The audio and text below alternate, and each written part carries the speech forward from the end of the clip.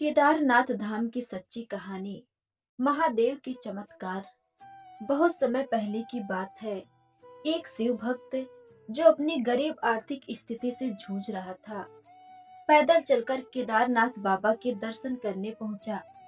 वास्तव में वह शिव का बहुत बड़ा भक्त था, इसलिए उसने लगातार 2 महीने चलकर केदारनाथ की यात्रा की। जब भक्त केदारनाथ के द्वार पहुंचा, तब उसने देखा मंदिर के पुजारी मंदिर के कपाट बंद कर रहे हैं।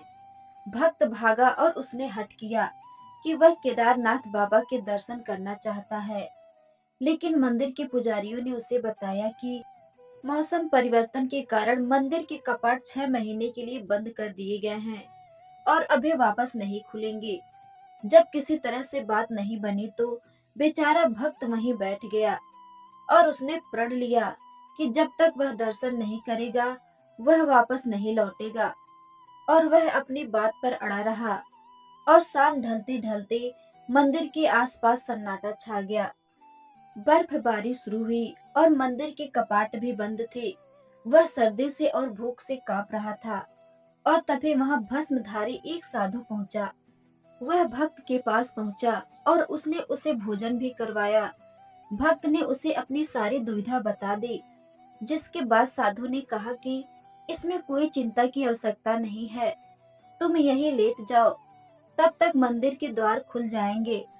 जब वह भक्त वापस उठा तो उसने पाया कि चारों ओर कुछ गर्मी प्रतीत हो रही है और कुछ साधु भी मंदिर का कपाट खोल रहे हैं। भक्त ने पुजारियों से कहा कि आपने कहा था यह 6 महीने में खुलेगा, तो आप आज ही इस मंदिर का दरवाजा क्यों खोल रहे हैं? तो पुजारियों ने कहा, तुम कैसे मूर्खता की बातें कर रहे हो? आज तो अप्रैल महीने के अक्षय तृतीया का दिन है।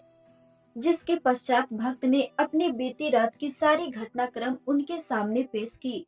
उस भक्त का कहना था कि मैं कल रात ही सोया हूँ और आज वापस जब मैं उठा तो अक्षय तृतीया का दिन आ चुका है।